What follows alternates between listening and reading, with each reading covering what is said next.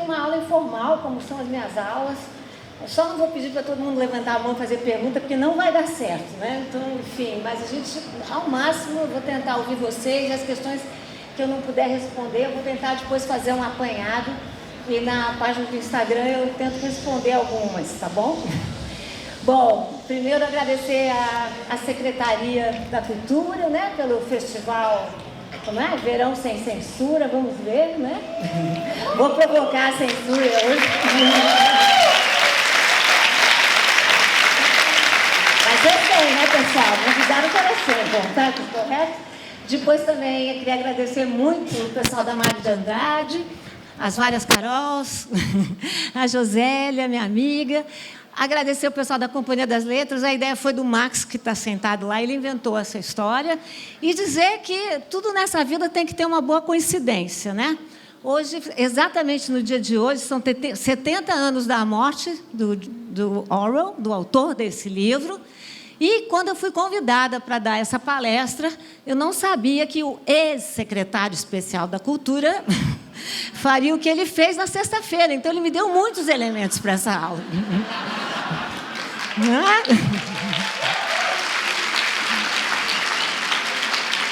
Eu joguei a aula para o alto, falei, vai ter uma parte dela, a outra parte vocês já imaginam o que será.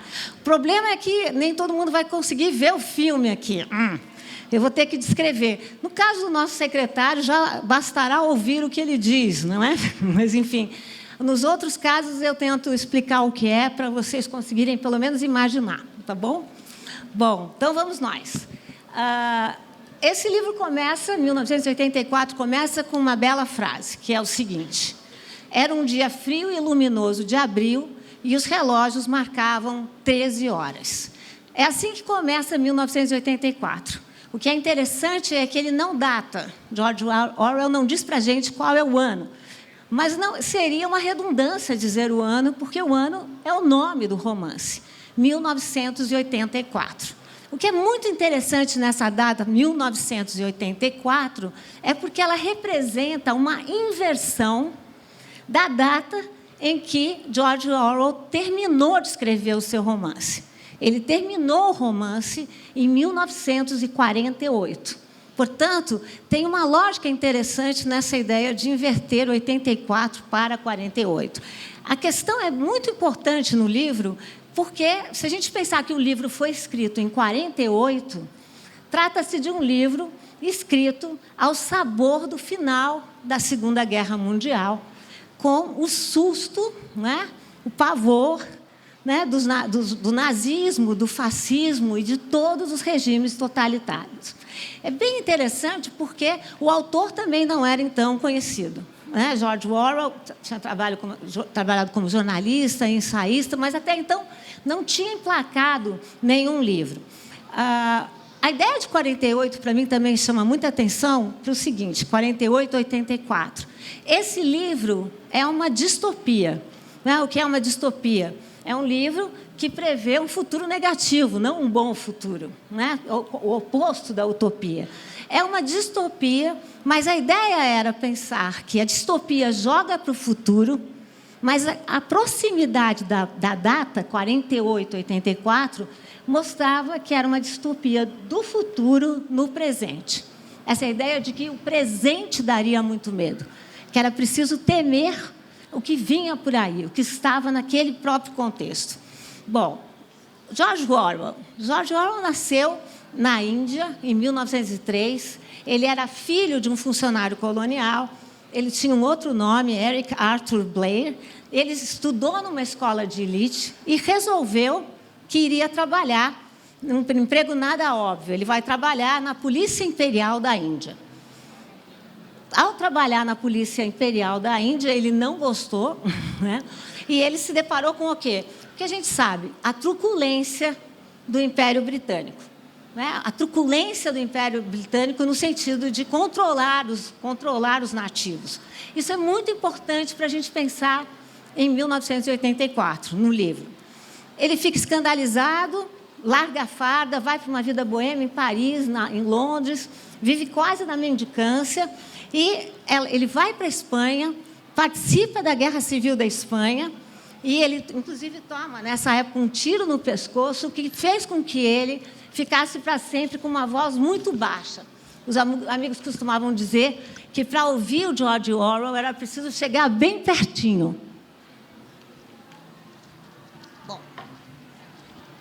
ele, enfim, George Orwell, como se diziam os amigos, era um sujeito difícil, um sujeito curto, mas com um rígido senso de justiça. A questão da justiça, a questão da ética, ele teria herdado tanto do seu trabalho na Índia, como na luta feroz que foi a luta da Guerra Civil na Espanha. O livro de George Orwell, só para vocês terem uma ideia, foi traduzido para 65 países. Virou minissérie, virou filme, inspirou artistas pop, inspirou quadrinho, mangá e ópera. Ou seja, o texto que foi concluído em 48 não tinha data de fabricação, não tem data de fabricação. E é um texto que nasceu polêmico, nasceu causando muita briga, muita discórdia, muito debate. De novo, eu queria que vocês prestassem atenção nisso. 1984 é 1948, portanto, uma forma de dizer que a distopia não era uma ameaça distante. Ou seja, vivemos numa distopia. Tanto que eu chamei essa minha aula 1984 Somos Nós. Ou seja, não é uma apropriação indevida, né? A ideia de que nós vivemos nessa distopia. Bom, no enredo, eu prometo não dar nenhum spoiler, né? Enfim, vou tentar. É difícil falar de livro sem dar spoiler, mas vamos lá. No enredo, vocês acham que sabem, ele se passa numa região que seria Londres, não é Londres, né? É a fictícia Oceânia, e tudo gira totalmente em torno da figura do Big Brother, do grande irmão. O grande irmão, ele tem o poder, tem o controle, é uma pessoa de mais ou menos 45 anos, bigodão, não tem 62, tem 45, bigodão, tem uma feição muito rude, diz ele, é o líder máximo, vê todos, mas nunca é visto. Esse jogo entre quem vê e não é visto é muito relevante no livro.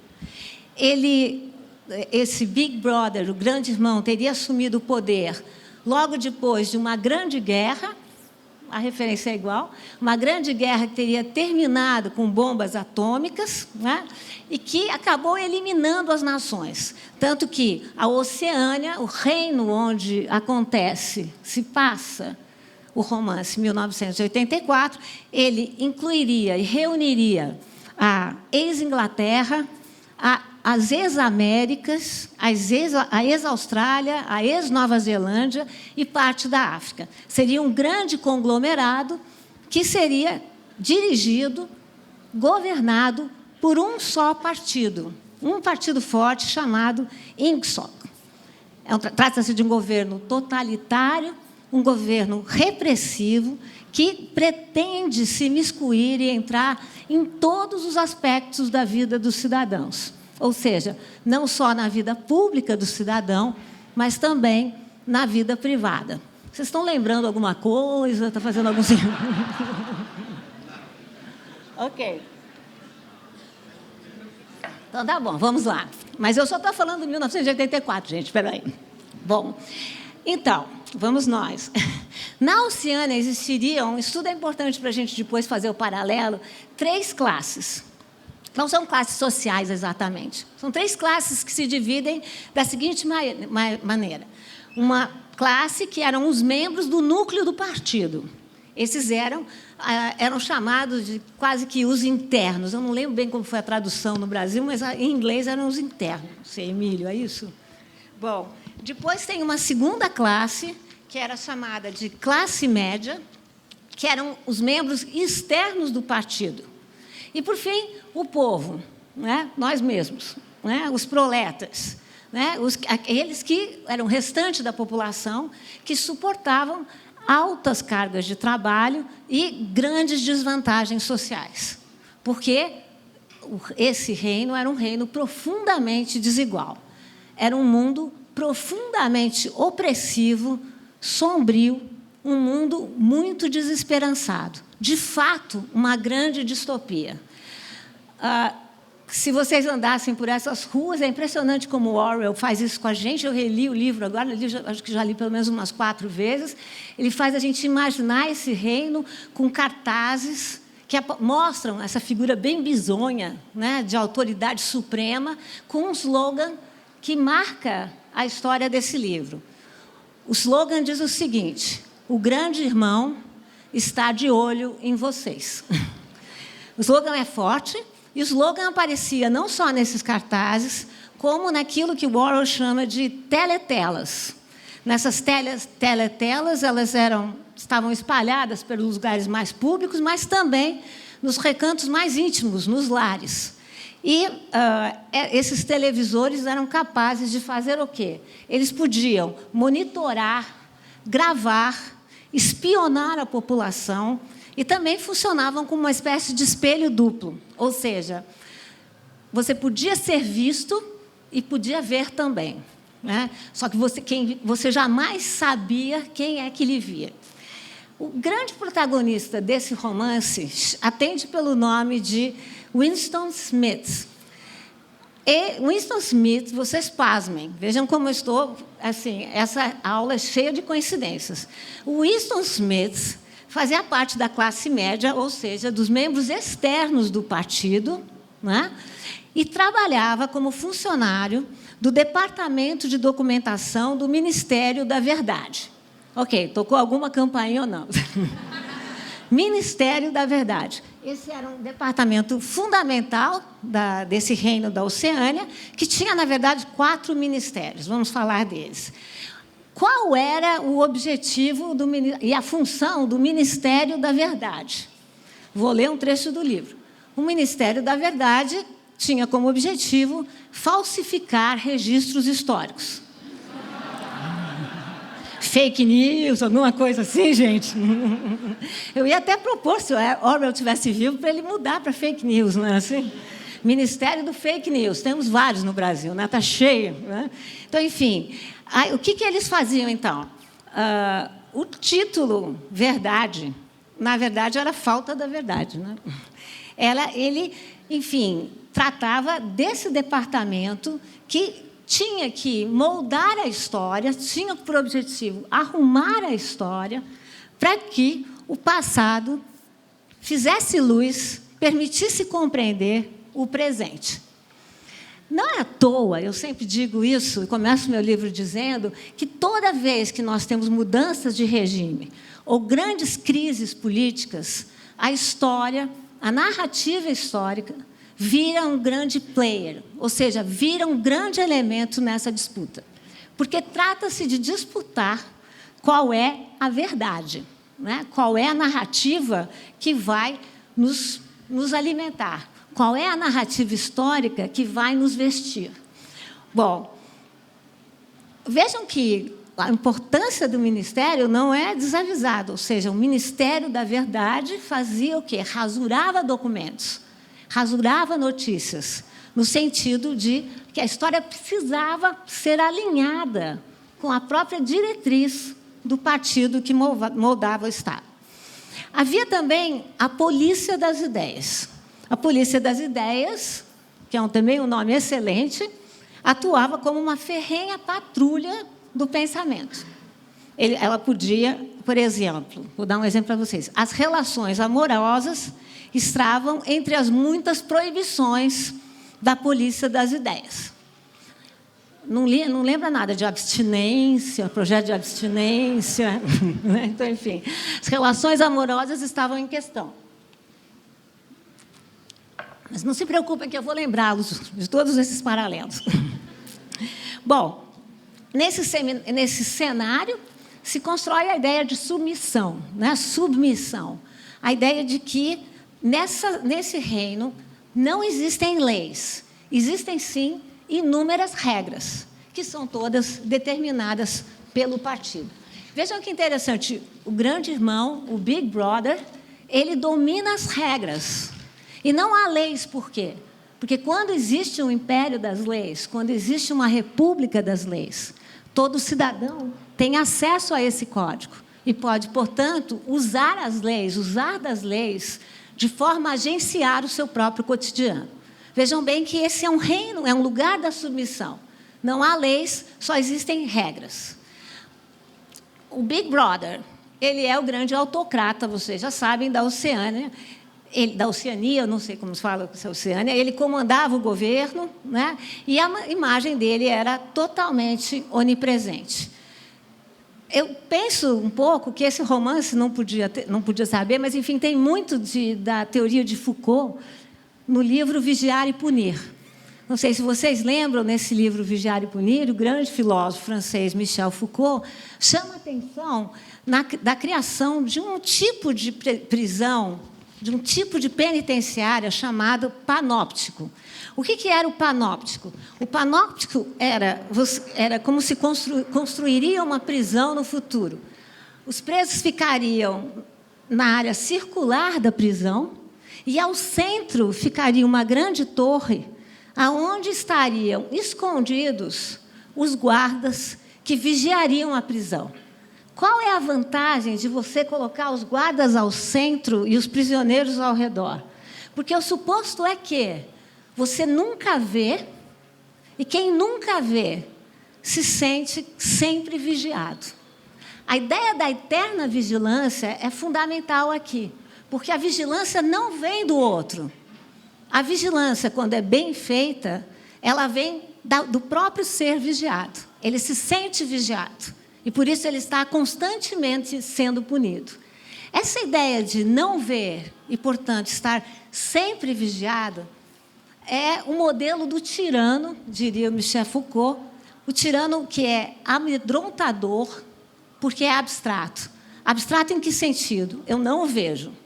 Portanto, eu incluo a tirania, eu incluo a submissão dentro do meu próprio corpo. Bom, vamos em frente. A teletela, então, era esse objeto bidimensional, bidirecional, ele chama, né, que permitia tanto ver como ser visto. Então, imaginem que vocês têm um panóptico dentro de cada casa, dentro de cada teatro, dentro de cada espaço público, dentro de todos os espaços privados. Há uma polícia, né? A polícia atua no sentido de pôr a crime-ideia, e eu vou falar um pouquinho só do que é a história, mas aí vamos partir mais para a análise dela, e eu quero ouvir vocês também. O nosso personagem principal, o protagonista de 1984, Winston Smith, ele é um homem solitário que vive nesse Ministério da Verdade. Ele não gosta do que ele faz.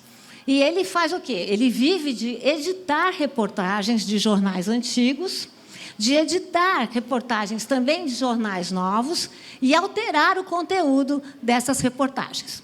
Essas são as grandes diretrizes do governo. Soou mais uma campainha? Não.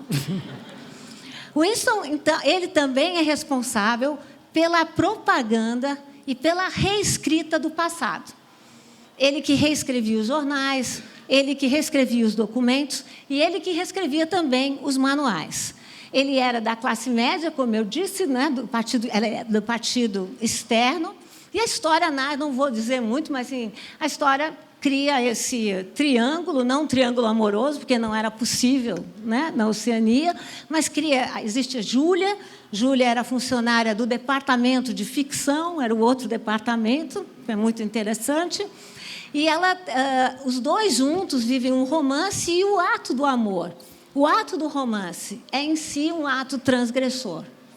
Imaginem que o amor ele pode transgredir a ordem, não é? Ele pode transgredir as regras. E escolher aquele que você gosta era um ato maior de transgressão. O romance vai se desenvolver por aí, é uma grande aventura, não vou dizer para vocês, mas, enfim... ambos são contra o sistema, ambos são apanhados pelo sistema, sofrem com a tortura no quarto 101. Ambos acabam renegando o partido e depois são obrigados a rever essa situação. Mas acho que não precisamos contar aqui a história, porque a história é fácil de seguir. O que a gente pode fazer? Mas analisar esse livro para depois fazer os paralelos com esse livro. Até aqui tudo bem na estrutura da história? Ok. Então, vamos lá. Bom, esse livro marcou muito a sua geração, a geração que viveu os totalitarismos, viveu o medo dos totalitarismos, viveu a realidade dos totalitarismos.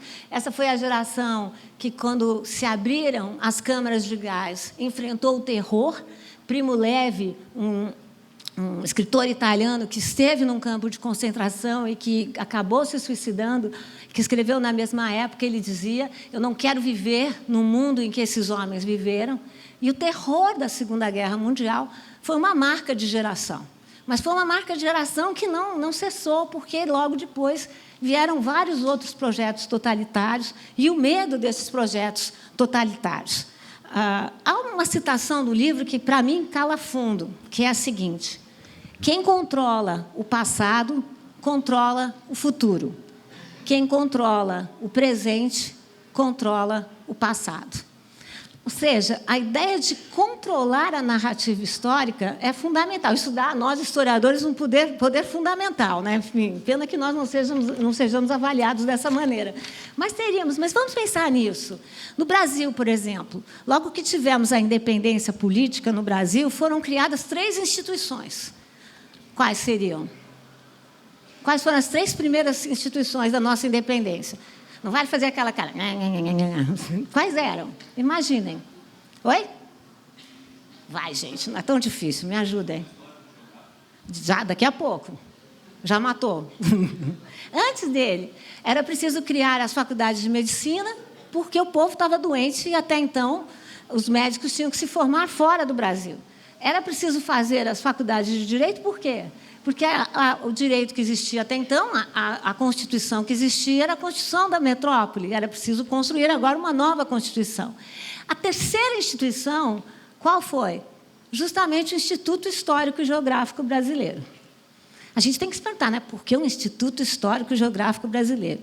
O geográfico não funcionou muito bem. Ninguém tratava mais disso, só ficava no nome. Até na Bahia, em Recife, criaram um Instituto Arqueológico, também ficou só no nome. A questão era a questão da história. Ou seja, quem domina o presente domina o passado.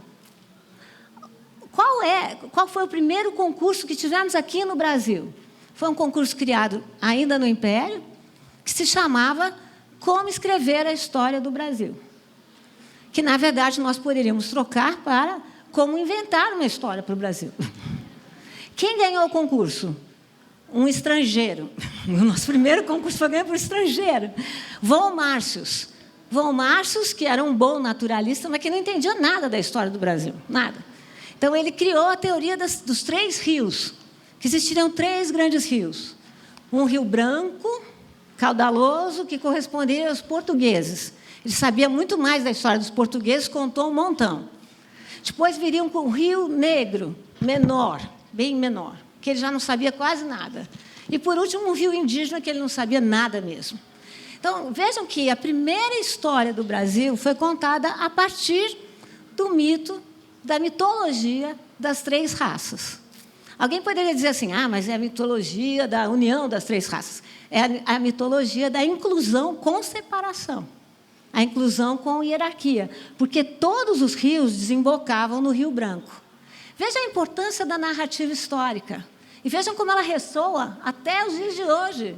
Né? Com o pessoal falando de mito nacional, não foi isso que o nosso ex-secretário da Cultura dizia? É preciso voltar à mitologia nacional. Qual é? Essa ideia de que o Brasil é uma democracia racial, a ideia... Enfim, vamos falando, não é? Mas olhem o controle de quem detém a história, de quem detém determinada história e de quem detém a posse da narrativa histórica. Bom, acho que a gente pode chamar a atenção também como, dos anos 30 aos anos 40, vão se formar uma série de regimes totalitários com os quais o George Orwell teve muito contato. A grande questão da obra, que o próprio George Orwell dizia isso, é mais ou menos a seguinte: o que pode ocorrer com uma sociedade altamente vigiada? E quando essa vigilância transforma-se em mecanismo de controle das pessoas. Vejam que o tema da vigilância é uma questão fundamental nesse momento. Não é à toa que vários teóricos vão falar dos olhos de Leviatã, dos olhos da serpente, do monstro que se cria quando se faz do Estado um ser que pretende vigiar e punir. O papel de um Estado democrático não deve ser vigiar. O papel do Estado democrático não deve ser apenas a punição. O papel de um Estado democrático não é criar, como na Oceânia, um país homogêneo. O papel de um Estado democrático é se abrir às diferenças, é se abrir à pluralidade. O que é que não existia em 1984? Justamente o respeito às diferenças, o respeito às pluralidades.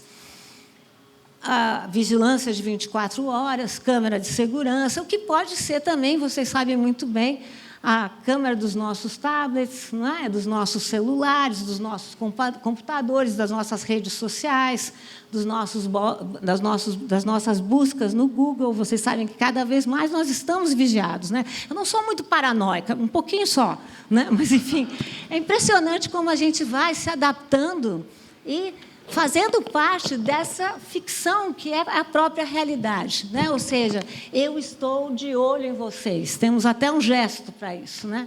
Estou totalmente de olho em vocês.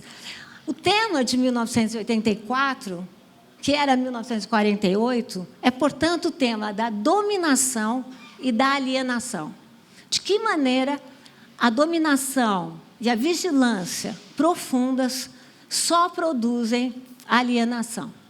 E de que forma o Estado vigilante, o Estado totalitário, produz cidadãos passivos, não cidadãos críticos, não cidadãos que vão participar. Esse é o esquema do livro, né? A ideia é que, para viver ao lado do Big Brother, né, as pessoas não devem explorar a sua mente. As pessoas não devem explorar o poder que está no nosso próprio corpo. As pessoas devem seguir a dominação e, com isso, serem seres subordinados, cidadãos totalmente subordinados. Eu, com essa minha coisa aqui, vou rapidamente perder todas as folhas, vocês vão ver. Eu ia ler só uma frase aqui, que é uma frase que a mim diz muito, que é uma frase retirada do livro, que diz: guerra é paz, liberdade é escravidão, ignorância é força. Vejam a ideia da ignorância como força, né? Aquele que não sabe vai ser aquele que é forte num Estado totalitário, como é Oceânia ou Oceania. Vamos agora aqui, nós temos tempo para as perguntas, falar um pouco, vamos começar aqui com o nosso regime de paralelos, né? Eu penso que esse é um livro profundamente distópico, um livro que não para de ser atual, né? Acho que o grande clássico é exatamente isso, e Humberto Eco diz isso, né? Quando ele fala o que é um clássico.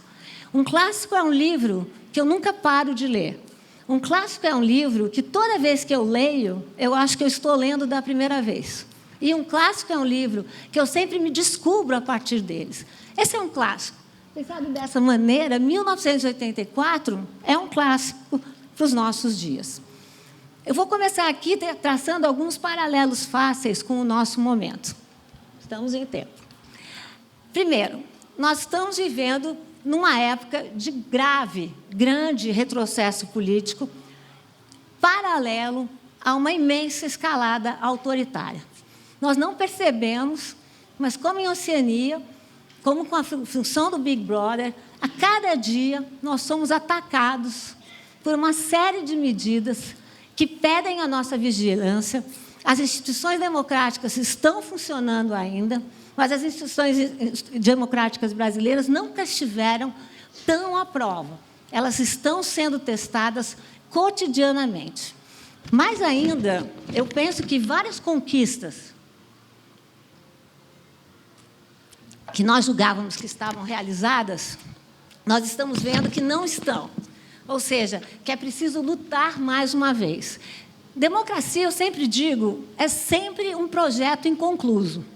Desde os gregos, quando falavam em democracia, ninguém dizia que democracia é um projeto fechado.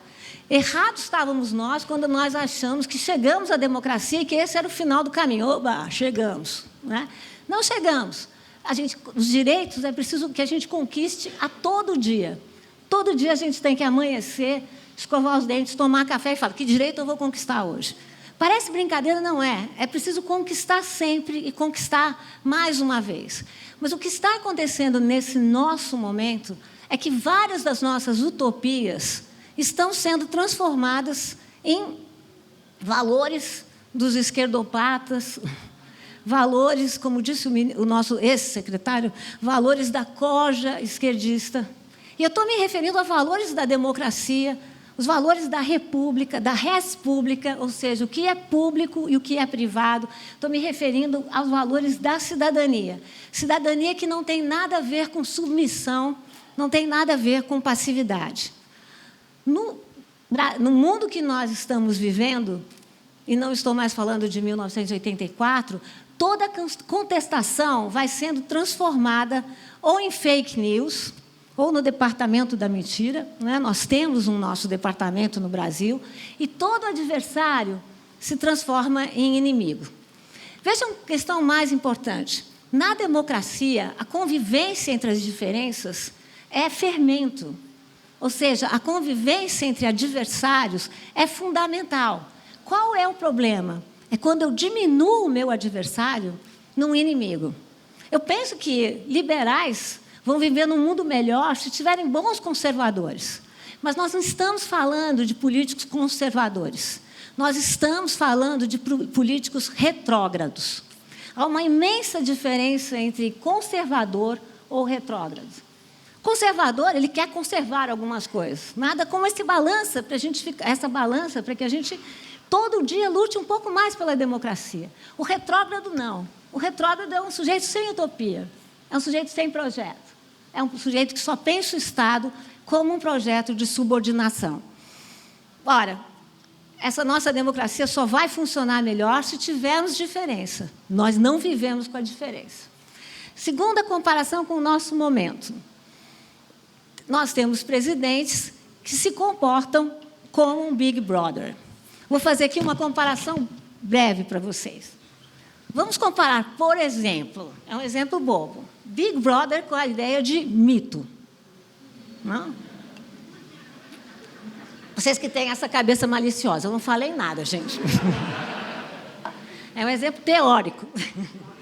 Ora, o Big Brother era uma pessoa que eu não vejo, é uma pessoa que eu sei que me controla e é uma pessoa que eu tenho vontade de ser controlada. É assim que ele funciona. O que é um mito? O que acontece com uma democracia quando um presidente é chamado de mito e o seu filho de mitinho? Vamos combinar. Não é boa coisa, não é boa ideia, na minha opinião. Por que não é boa ideia? Porque com o mito eu não discuto. O mito não é palpável como eu. Ora, se a gente pensar no Rousseau e o contrato social, na verdadeira democracia, nós fazemos quando ninguém delega voto. A gente não vota para delegar a representação. A gente delega a representação, mas a gente cobra. Como é que você vai cobrar um mito? Né? O que é um mito?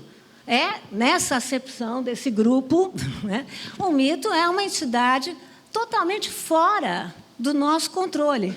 E que, portanto, ao estar fora do nosso controle, nos controla. Vejam a proximidade entre a ideia de mito e a ideia de Big Brother. Né? Vejam também, enfim, a comparação que nós poderíamos fazer, muito rápida, já fiz, entre esse tempo de uma profusão alargada de fake news, muitas delas envolvendo a história, e o Ministério da Verdade, onde trabalhava o protagonista de 1984. Ora, o que são essas fake news? São formas de inverter a narrativa histórica.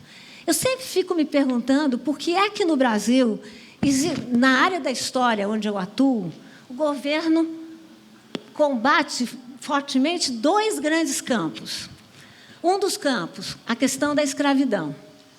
Esse é um governo, esse secretário, que teve a coragem de tentar colocar, na Fundação Palmares, uma pessoa contra o movimento negro e uma pessoa, o senhor Camargo, que tinha a coragem de dizer que a escravidão foi benéfica aos africanos. Temos um presidente que tem a coragem de dizer que os portugueses não pisaram na África. Eu escrevi um artigo de volta na Folha de São Paulo, falando, pisaram e muito. Entraram lá dentro e deram todos os exemplos. Esse é um presidente que não acredita em dados que são inquestionáveis. Quando me perguntam sobre isso, eu falo, eu não tenho uma opinião sobre a escravidão. Eu tenho uma informação. Vejam que a matéria que um historiador tem que fazer, o fermento do historiador são os dados cruzados, os documentos cruzados, são o oposto das fake news. Como é que é possível negar que o Brasil foi o último país a abolir a escravidão mercantil? Eu não me refiro a outras formas de escravidão, gente. Eu sei que existe escravidão. Estou me referindo a essa forma de escravidão. Como é que a gente pode negar que o Brasil foi o país que mais recebeu esse tipo de mão de obra compulsória? Os dados mostram, e eu sempre cito, porque vocês devem entrar a um site público chamado Slave Voyagers, que mostram que as contas dizem que, durante do século XVI até o século XIX, enquanto contamos com essa imensa diáspora, essa terrível diáspora, 12 milhões de africanos e africanas foram obrigados a deixar o seu continente. Desses 12 milhões, 10 milhões chegaram ao continente, às Américas e ao Caribe. Desses 10 milhões, 4,8 desembarcaram no Brasil. Eu vou repetir, 4,8. Ou seja, estamos falando da metade dos africanos e africanas que vieram para o Brasil. Eu penso que essa é uma história radical do Brasil. Essa é uma história que nós não podemos esquecer. Há coisas que há verdades que nós não podemos deixar passar. Que nós temos que falar com as crianças, que nós temos que falar com nós mesmos, porque essa história do passado vive assombrando o nosso presente. Lembra o Oscar Wilde? Quem controla o passado, controla o presente, controla o futuro também. Esse racismo estrutural que nós vivemos, esse racismo institucional que nós vivemos, não é decorrência só do passado, porque nós temos criados em bases largas esse mesmo racismo. Mas, mesmo assim, o nosso passado escravocrata é questão que não é possível duvidar. Esse governo duvida. Outro tema que o governo duvida muito. Segundo esse governo, não tivemos ditadura militar. E, portanto, não tivemos golpe. Foi uma democracia na força. O general Heleno definiu. Eu achei uma definição sensacional. Se Orwell estivesse vivo, eu sugeria a ele para colocar no Departamento da Verdade. Democracia na força. Uma beleza, não é? Enfim, agora eu fico me perguntando, por que é que esse governo não quer falar de escravidão e não quer falar de ditadura militar? Porque nós, brasileiros, e esse governo também, temos um problema com a ideia de reparações. Seria preciso pensar, como outros países vizinhos, em políticas de reparação para as populações que foram escravizadas. Ninguém foi escravo no passado, gente, mas essas populações foram escravizadas. Seria preciso pensar em políticas de reparação para as vítimas da ditadura. E como age o Ministério da Verdade tropical brasileiro? Negando a realidade dos dados e produzindo uma quantidade imensa de novas verdades. Dizem que, quem dizia isso era o general Goebbels, que nós já vamos falar dele, não é? O general nazista Joseph Goebbels, que uma mentira falada 100 vezes vira verdade. É assim que se age com a questão das fake news. E é preciso que a gente fique muito esperto, porque elas nos pegam em pontos que a gente nem imagina. Então, vejam a proximidade com o nosso Ministério da Verdade. Vamos pensar num outro paralelo imediato.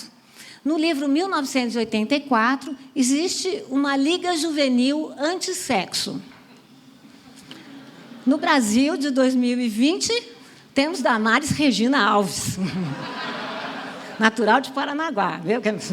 Pastor evangélica, né? E a nossa atual ministra, olha como é bacana inventar nome para ministério. Ministra da Mulher, da Família e dos Direitos Humanos. Bonito, né? Bota tudo no mesmo pacote, e ao botar tudo no mesmo pacote, você anula tudo e nada mais vale.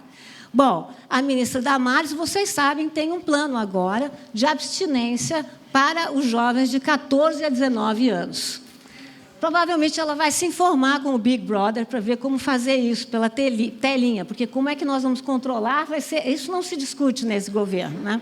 Enfim, eu poderia aqui falar de vários outros exemplos, mas eu queria fazer paralelos mais fortes e mais imediatos. Eu acho que nós vivemos um momento com governos que não trabalham pela produção do consenso. A política é a grande arte de produzir consenso. O nosso governo, ao contrário, incita o ódio, incita a divisão interna, a intolerância e o autoritarismo. E chama isso tudo de obediência cega. O autoritarismo, pessoal, é o passo anterior ao totalitarismo. Mas se nós não nos cuidarmos, na minha opinião, o autoritarismo que nós vivemos nos dias de hoje pode ser um anúncio, uma distopia para o totalitarismo que vem aí. Governos autoritários são governos que não prezam a liberdade de pensamento, como em 1984, muito menos a liberdade de expressão, muito menos a pluralidade de opiniões, a pluralidade de gênero, a diversidade cultural e a pluralidade de crença e religião. Não é à toa que, desde a eleição de Jair Messias Bolsonaro, os níveis de intolerância religiosa no Brasil triplicaram. Governos autoritários também são aqueles que, não raro, usam fórmulas populistas. O que são formas populistas? São formas fáceis, ou seja, eu converso de coisas complexas a partir de frases muito simples, muito fáceis, que achatam a compreensão daquele que me ouve. Governos autoritários se apresentam sempre como pessoas simples, saídas do povo, e escondem a sua própria biografia. Governos autoritários são aqueles que recorrem à corrupção ao mesmo tempo que dizem que estão praticando o oposto. Governos autoritários são aqueles que se cercam de políticos e de pessoas que pensam como eles e que defenestram todo aquele que duvide, que critique ou que dialogue. Mais que tudo, na minha opinião, na falta de conteúdo e lastro para esses governos populistas, os governos autoritários que estão regendo uma série de países, porque nós fomos inundados por uma onda autoritária, eu estou me referindo a países como Estados Unidos, Israel, Hungria, Polônia, Venezuela, enfim, esses governos falam sempre como se eles ainda estivessem sempre no alto do seu palanque, no alto da sua telinha, e nunca numa mesa de trabalho. Governos autoritários são assim os governos que Orwell tentou descrever a partir da utopia, da distopia do nazismo. Eu gostaria de passar agora, e vou tentar explicar para vocês algumas imagens. Vou falar com o pessoal de trás aqui, eu tento explicar. Vocês estão imunes à telinha. Podemos? A primeira imagem... Vamos lá. Vocês sabem que nós estamos indo, o que fazem governos autoritários? Eles vão empregando uma série de medidas que a gente não percebe. E quando a gente dá conta, eles criaram uma outra forma de censura, um outro modo de censura. Uma das primeiras medidas do governo Bolsonaro que mostrou ao que ele vinha, não sei se vocês lembram, foi quando o governo Bolsonaro censurou uma propaganda feita pelo Banco do Brasil. Não só censurou a propaganda, desempregou a pessoa responsável pela propaganda, uma propaganda que, como vocês vão ver ou ouvir, cometia o pecado de mostrar um Brasil muito mais plural. Um Brasil que saiu desse movimento dos direitos civis que tomou força no nosso país a partir do final da década de 70, como um Brasil mais generoso, porque é um Brasil mais múltiplo, um Brasil mais inclusivo. Vamos ver qual foi a primeira propaganda que o governo Bolsonaro censurou. Se vocês puderem, quem não viu, depois eu dou um jeito de passar para vocês de alguma maneira. Essa é uma propaganda que hoje me parece até ingênua. Até naí, você fica olhando e fala, gente, ele censurou isso aqui? E foi um dos primeiros atos. Ou seja, era para mostrar que o Brasil que ia ser criado não era um Brasil que respeitava a diferença e a liberdade de expressão. Faz pouco tempo, o nosso ministro da Deseducação, né, que faltou em todas as aulas de redação, é impressionante. Eu queria dar...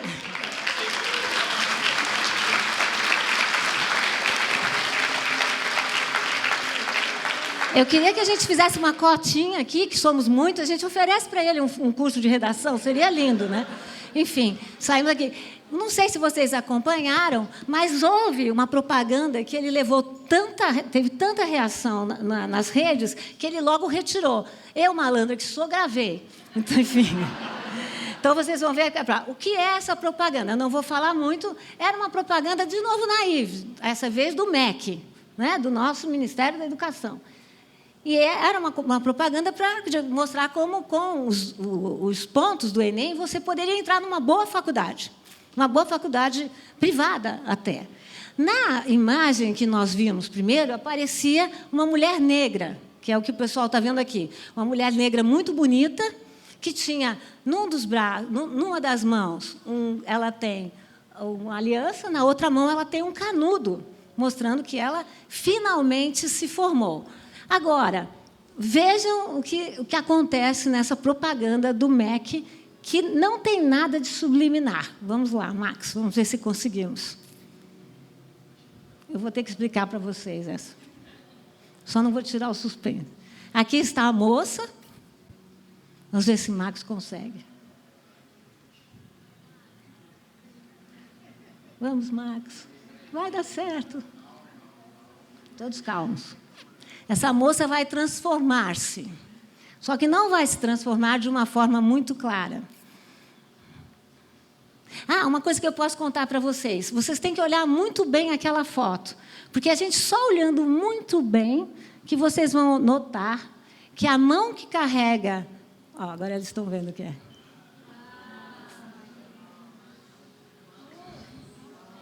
Dá para pôr de novo, Max? Já vou dizer, coitado, ficar nesse suspense. É uma cena pornográfica, gente.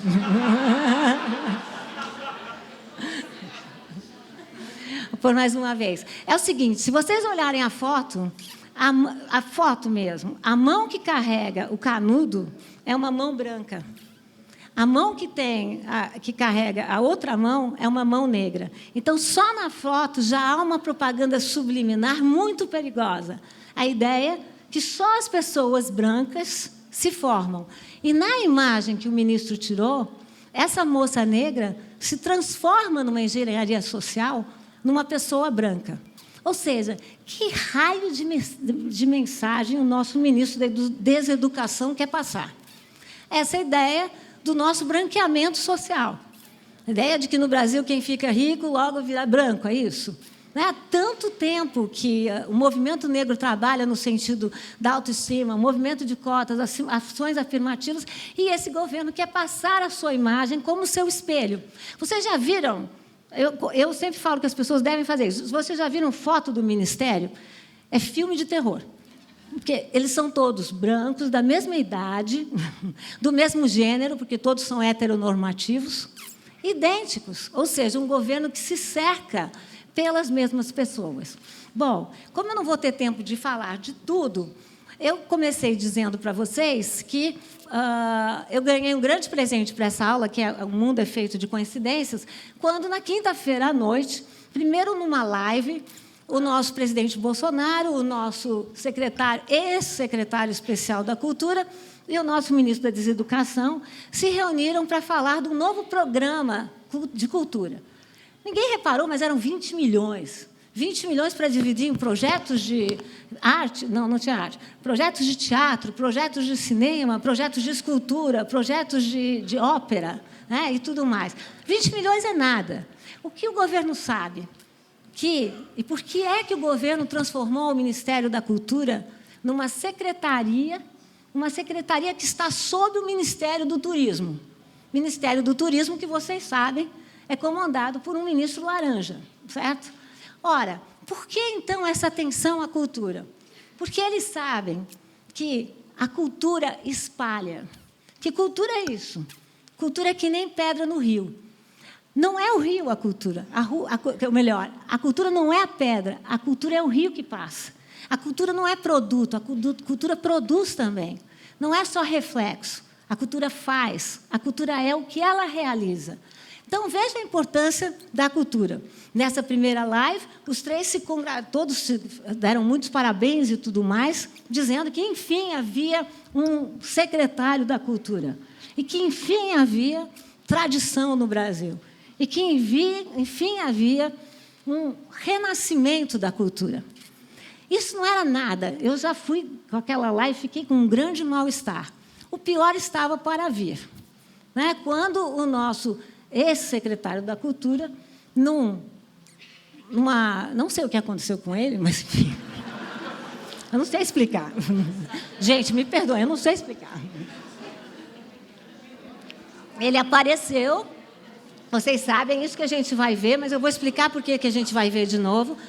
Ele apareceu, ele é diretor de teatro, então apareceu com uma impostação muito clara, com o cabelo coladinho, como os regimes totalitários, com uma cruz missionária à direita, que é a cruz dos missionários que vinham trazer o que para nós? A civilização. Então, qual é a metáfora fácil? Pior é que não é nem metáfora difícil, é tão fácil. A metáfora fácil é que eles vinham nos civilizar, vinham nos tirar da barbárie. E, do lado esquerdo, uma bandeira, ao fundo, a foto de Bolsonaro e com uma impostação de voz terrível. Mais ao fundo ainda, a música de Wagner. Gente, já me perguntaram muitas vezes, eu não tenho nada contra o Wagner. O meu problema é a maneira como foi utilizado. Wagner morreu 6 anos antes de Adolf Hitler nascer. Mas Adolf Hitler colocou Wagner no seu livro, no Mein Kampf. Ele tinha prezava enormemente o Wagner e o espírito de Wagner. E Wagner era um antissemita. Ora, o que quer dizer o nosso ex-secretário da Cultura fazendo esse tipo de encenação? Muitos de vocês poderiam me dizer, por que a gente tem que parar uma aula, fazer uma aula do Orwell e terminar com esse discurso? Muita gente já me disse, já foi, professora, já passou. Isso porque a gente vive num tempo acelerado, num tempo da notícia fácil, que a notícia, o escândalo de hoje não vale mais para amanhã. Mas eu sou historiadora. Eu não quero colocar esse discurso no lixo da história. Eu não quero por quê? Porque, na minha opinião, Roberto Alvim não é causa. Ele é sintoma. Ele é sintoma de um governo autoritário, totalitário.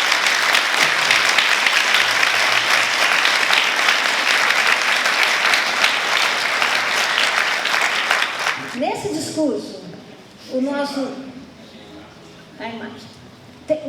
secretário falava da nobreza dos nossos sentimentos, falava de pátria, falava de família, falava da nossa ligação com Deus, supondo que esse é um Estado laico, né? Falava de fé, falava de lealdade. Olá, meus amigos. Olá, muito obrigada. Eu sou Roberto Alvim, secretário especial da Cultura do governo do presidente Jair Bolsonaro. E eu venho falar para vocês sobre uma... Não está nem a música, né? Bom, vamos continuar aqui. Vejam que os termos pátria, família, Deus, fé, lealdade, luta do bem contra a luta do mal, são termos que a gente pode achar em 1984. Nem é preciso procurar muito, né? Essa ideia de que o território do bem, existe um território do bem e um território do mal, e que a cultura será uma cultura sacra, é, enfim, o fermento, o beabá dos governos totalitários. Não contente com isso, o pessoal daqui está lendo, mas acho que vocês sabem, né? Ou seja, o nosso o secretário Alvim tentou dizer, primeiro, que era uma coincidência retórica. Mandou bem, né? Uma coincidência retórica. Depois ele disse que era apenas uma palavra, mas não era uma palavra. Era toda uma estrutura de frase, era uma citação, era uma grande referência. Depois o secretário ainda tentou dizer que isso foi um problema dos seus assessores, ou seja, na dúvida, joga para os inferiores, não é? Para o partido do inferior. Não é? Enfim, finalmente ele estava confiante que o presidente, o nosso chefe da Casa Civil, daria o valor que ele tinha, porque afinal, de manhã cedo, quando o Bolsonaro já sabia que existia todo um parágrafo de citação a Joseph Goebbels, o nosso presidente garantiu ao secretário especial da Cultura que não existiria problema. Quem era Joseph Goebbels? Joseph Goebbels não era um general qualquer. Joseph Goebbels estudou filosofia em Heidelberg, uma grande universidade. Ele vai se bandear para o nazismo tempos depois, vai ser o ministro da propaganda. Vejam que existe aqui também, não é? O Ministério da Propaganda em 1984. Ele será o ministro da propaganda do regime do nazismo. Ele usará fortemente as telas de 1984, as telas desse nosso ex-secretário especial. Goebbels usava muito as telas para fazer propaganda do seu regime. E quando Goebbels proferiu esse discurso, ele estava fazendo um discurso para os diretores de teatro nazistas. Portanto, Alvim sabia exatamente ao que se dirigia esse discurso. Foi também Goebbels que participou do plano, né, do extermínio dos judeus, da Câmara de Gás. Foi também Goebbels que patrocinou aquela grande parada terrível, vocês podem ver na internet, que eram milhares de pessoas com tochas para levarem os seus livros que seriam incendiados. Enfim, foi Goebbels que criou essa noção de que um Estado totalitário é aquele que transforma os seus adversários em grandes inimigos. Foi ele que falou do complô judaico, do complô bolchevique e do complô dos ciganos, que ele mal nem tinha conhecimento. A comparação entre esses dois personagens é uma comparação absolutamente óbvia, e Alvim tinha cultura, ele mesmo era um diretor de teatro, tem a sua cultura, para usar esse tipo de estratagema e esse tipo de paralelo. Agora, o que me preocupa quando eu falo em causa e sintoma? É porque é preciso pensar com os termos de 1984, o que a vigilância produz. De que maneira a vigilância tem como meta internalizar a submissão? E o que é que um governo autoritário como esse que nós estamos vivendo avaliza? Ele avaliza esse tipo de discurso. Ele avaliza esse tipo de narrativa histórica. Enfim, eu queria, então, aqui encerrando, né, dizendo que esse discurso, eu não sei enquanto nós estamos aqui como historiadores, mas todo cidadão deveria estudar esse discurso, por isso que eu queria ouvir mais uma vez. A gente não deve esquecer, a gente deve lembrar, porque senão isso volta, gente, isso volta e isso fica conosco. Eu penso que o silêncio diante desse tipo de discurso é uma espécie de irmão menor da conivência e da própria passividade. Eu acho que é hora da gente ler 1984, não como ficção, mas como um livro de realidade. Afinal, foi Bolsonaro que disse: talvez nós teremos aqui a primeira candidata mulher latino-americana, independente se vocês gostam de democracia em vertigem ou não, será a primeira vez que uma mulher latino-americana representará o continente dessa maneira. E Bolsonaro disse o que em relação à democracia em vertigem? Ele disse que não viu, ele disse que não vai ver, ele disse que não era um filme de ficção e que era bom para urubu comer. Vejam que é esse tipo de resposta que nós temos tido. Eu não estou dizendo para vocês gostarem, não quero fazer uma votação. Quem gostou de terra invertida, democracia não é isso. Eu quero pensar o que é que significam esses atos. E o que esse tipo de ato estimula, o que esse tipo de ato produz. Enfim, todos os governos totalitários, do nazismo ao stalinismo, começaram na base do deboche. Todos esses governos autoritários, a princípio, foram recebidos como governos que a gente devia dar risada. O problema é que grandes bufões foram grandes gênios da nossa história. E esses bufões acabaram tomando o mundo. Só para não terminar tão negativamente, quando eu estava... Vamos tentar o áudio. Senão a gente acaba.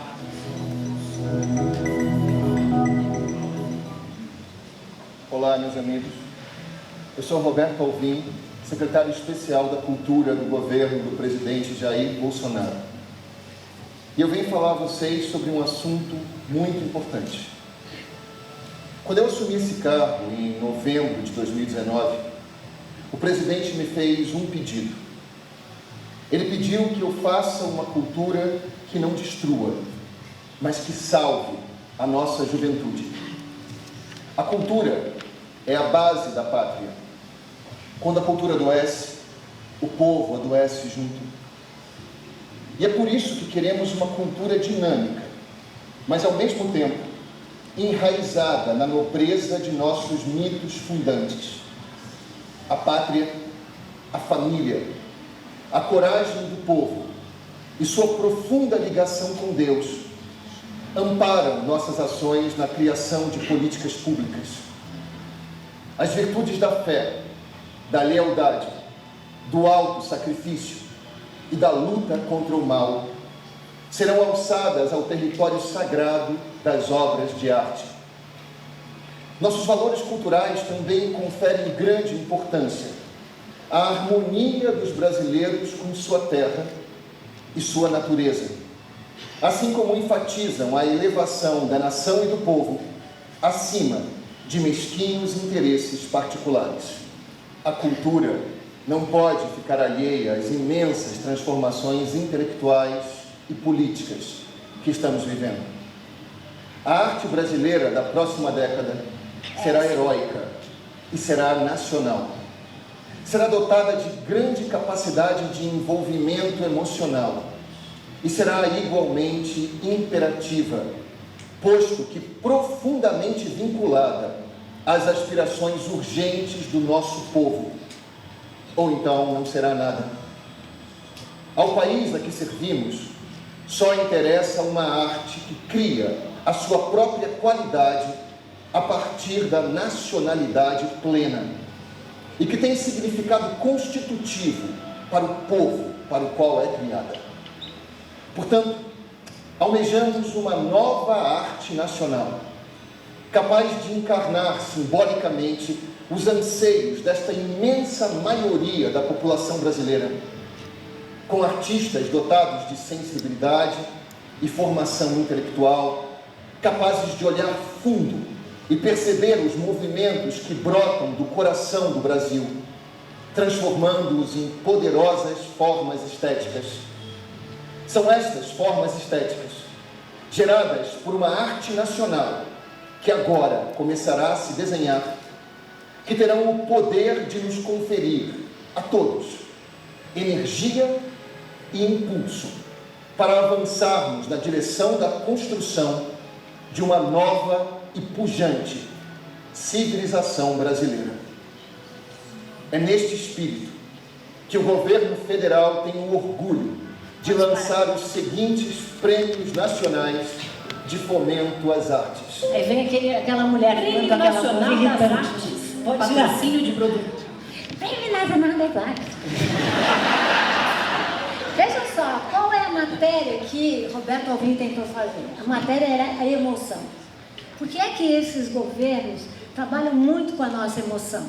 Porque é uma forma de nós ficarmos coesos e não pensarmos. O que é um hino? Um hino é uma canção que a gente canta, não presta atenção e fica profundamente emocionado. Não é isso, Carlinhos? Aquela coisa assim, você bota a mão no coração e fala, que emoção. Olha, o que é essa peça? Essa é uma peça que quer chamar para a emoção dos brasileiros, falando em termos como civilização. Qual é o oposto da civilização? Nós, a barbárie. Falando em termos como cultura base da pátria, chamar a atenção que a nossa cultura está adoecendo, está doente, né? Que era justamente a grande questão do governo nazista, que fez uma exposição de arte degenerada, e esse abuso da noção de mito. Né? O que é um mito? É uma narrativa parada no tempo e parada no espaço. Por isso ela tem que pairar por todos nós. Enfim, esse é um discurso tóxico, desculpe passar para vocês de novo, mas que eu acredito que todo mundo deve assistir, deve analisar, deve estudar, porque, enfim, aí está a nossa tela, né? Aí está a nossa telinha e aí está o nosso dia a dia. Como eu não quero terminar nesse ambiente terrível, será que eu consigo vir aqui? Eu selecionei dois poemas para a gente. Um do Francisco Alvim, que eu não vou conseguir ler daqui, né? Mas, enfim, Francisco Alvim, o Mário Pedrosa, que era um grande crítico de arte, ele dizia: toda vez que você tiver um problema, tiver uma crise, fique bem junto dos artistas, justamente esses artistas degenerados. Enfim, Chico Alvim diz o seguinte: disseram na Câmara, quem não estiver seriamente preocupado e perplexo, não está bem informado. Eu li esse poema e falei, gente, ele fez para hoje, né? Quem não estiver perplexo não pode estar bem informado. Quem não estiver perplexo nesse momento, bom sujeito não é. Ruim da cabeça ou doente no pé. Mas, enfim, vou parar de ameaçar e vou terminar mesmo com um poema do Guimarães Rosa, que acho que é o que a gente precisa hoje. O grande Guimarães Rosa, em Grande Sertão Veredas, diz o seguinte: o correr da vida endulha tudo. A vida é assim: esquenta e esfria, aperta e afrouxa, sossega e depois desinquieta. O que ela quer da gente é coragem, muita coragem, gente.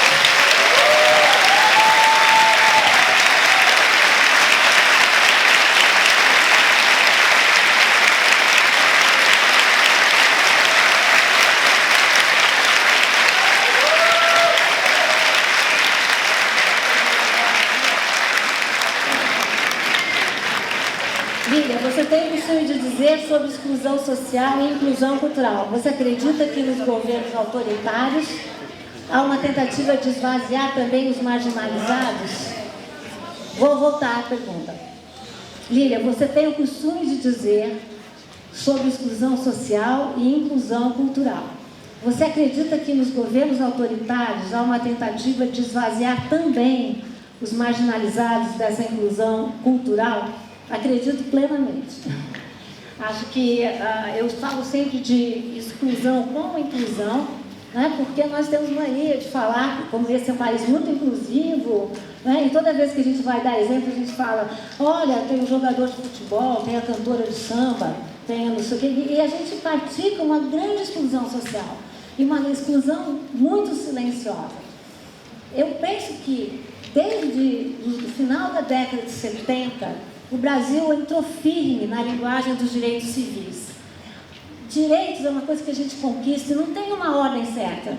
Há quem comece com os direitos sociais, há quem, desculpe, eu estou emocionada, há quem comece com os direitos econômicos, e nós entramos na linguagem dos direitos civis, que é o direito à diferença na igualdade, da igualdade na diferença, no final dos anos 70.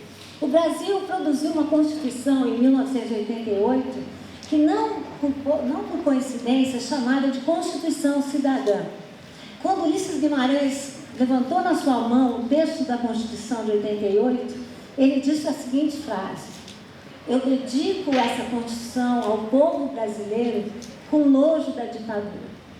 Essa é uma Constituição generosa nos direitos, atenta às diferenças, atenta à possível inclusão social num país que até hoje é campeão em desigualdade social. Olha, como a gente vai enfrentar essa desigualdade social se não pela educação? E não com esse ministro da deseducação. Como que a gente vai enfrentar a nossa desigualdade social se nós não enfrentarmos a necessidade de uma discussão de cotas, uma discussão de ação afirmativa, se nós não enfrentarmos isso que está acontecendo na Amazônia e que o nosso terrível ministro Ricardo Salles diz que é tudo mentira, que não tem desmatamento na Amazônia? Se a gente não enfrentar um grupo de pessoas que acreditam em terraplanismo, né? Se a gente não enfrentar que nós temos um Brasil diferente na linguagem de gênero, que não é ideologia de gênero, é identidade de gênero, que nós temos populações indígenas que podem nos ensinar como viver de forma mais equilibrada com a natureza.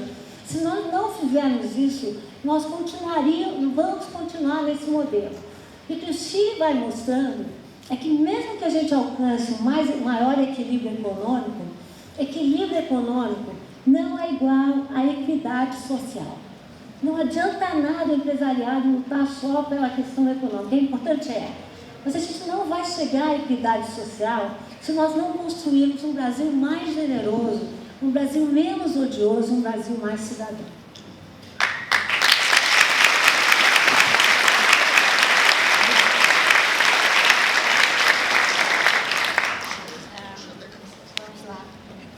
A fala do ex-secretário, sem a citação do parágrafo de Goebbels, seria passado.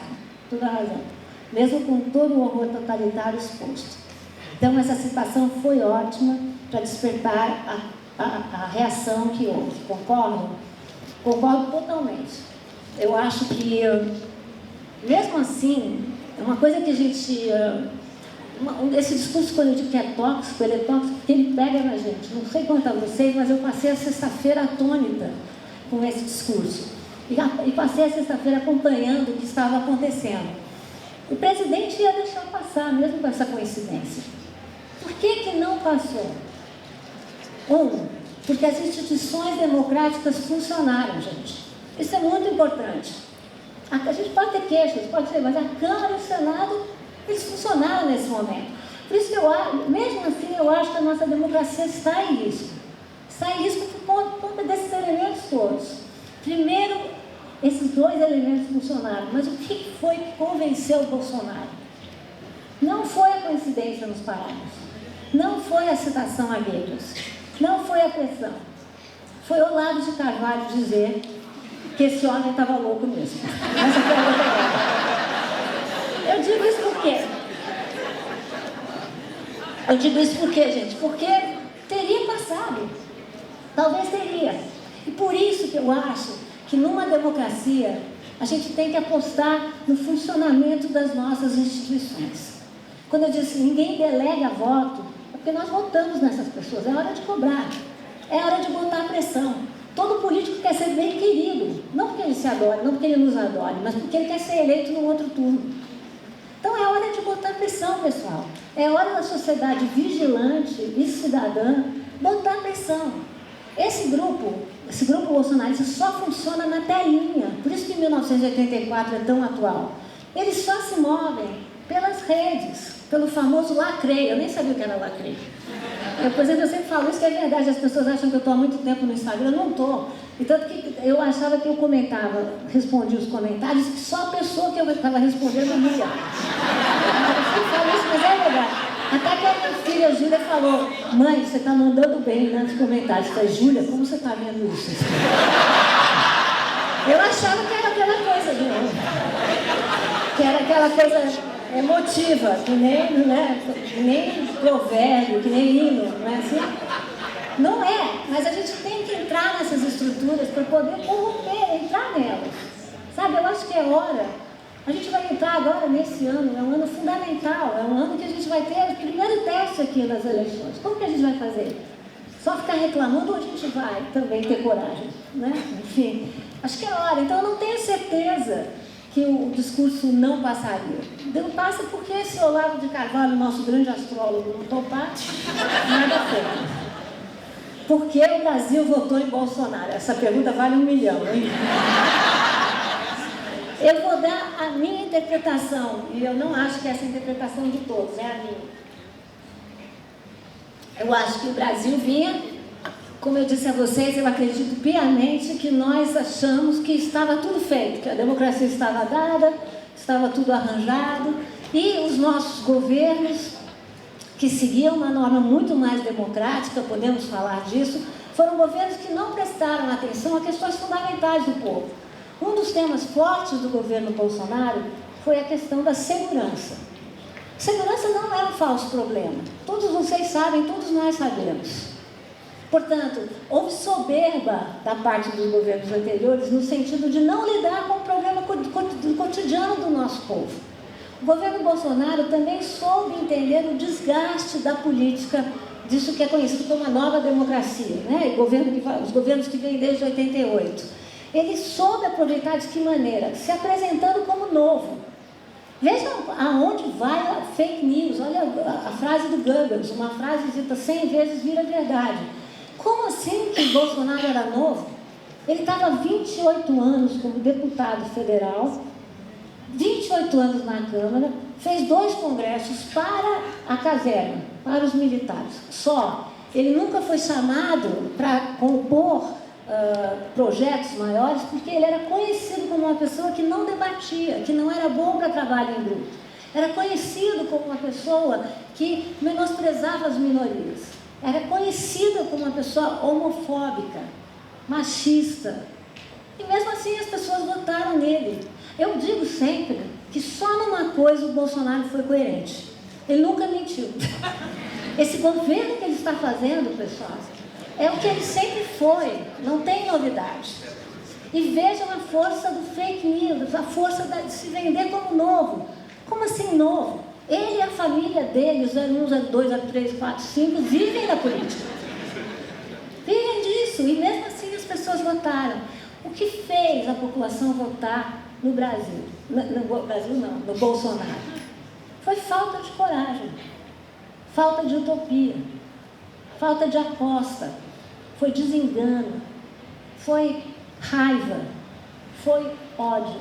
Nós votamos um presidente odioso e que propaga o ódio, propaga a divisão, propaga, que continua fazendo discurso de palanque. Olha, o presidente tem que, uma vez você está eleito, agora você tem que fazer as coisas. Né? Mas acho que venceu a distopia, na minha opinião. E cabe a nós que acreditamos um pouco nesse mundo, num mundo diferente, num mundo aqui não virtuoso, porque ninguém é virtuoso, mas numa outra perspectiva, cabe a nós agora que a gente saia dessa posição. Os brasileiros estão muito passivos, não sei se vocês notaram. Os brasileiros estão muito calados. Os brasileiros estão cada um no seu canto. Se nós continuarmos assim, eu penso que Bolsonaro se elege de novo. Mas cabe a nós, gente. Só nesse entreguismo, lembra que Orwell fala, vigilância é submissão, e submissão é passividade. Eu não expliquei nada, mas eu tentei explicar. Bom, outra aqui. Mais uma só. George Orwell, é a última, gente, profetizou a vigilância total a todos. O governo, ao assumir a presidência, enviou um grupo de assessores à China. Essa parte foi ótima, eles foram à China, gostei muito. E o Olavo de Carvalho ficou bravo com o pessoal que foi à China. E aprender com a vigilância da China, acho que é isso, né? Os pioneiros da América Latina. Bom, se eu entendi bem a pergunta, logo que o governo... A gente poderia dar muitos exemplos aqui, esse é um bom exemplo. Logo que o governo de Bolsonaro chegou ao poder, ele enviou uma comissão, uma lambança, que eram vários, né, à China, para aprender justamente técnicas de vigilância. A pergunta é muito boa, se eu entendi, por causa disso. Porque o que se faz na China? Você é totalmente controlada pela sua digital, pela sua tela. Né? Isso lembra muito a distopia de 1984. Nós estamos num ano que a gente não pode fazer o truque do Orwell. Repararam? A gente não pode trocar 48 por 84, porque é 20 e 20. Nós vamos trocar 20 por 20. Mas eu queria propor a vocês que a gente apostasse nos 20.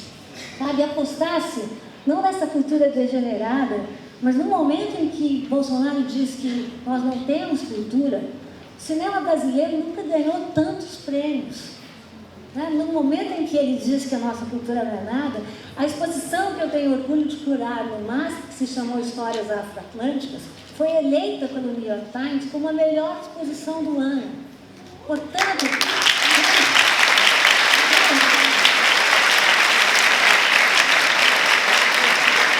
Chico Buarque ganhou o Prêmio Camões, que é um prêmio tradicional da língua portuguesa, e o nosso presidente não assina o documento. Ao que Chico Buarque respondeu que ele tinha muita sorte, porque ele não queria conviver a vida inteira com o documento assinado pelo Bolsonaro. É isso, pessoal. Muita coragem é o que eu desejo para todos nós. Muita utopia. Muito obrigada. Vocês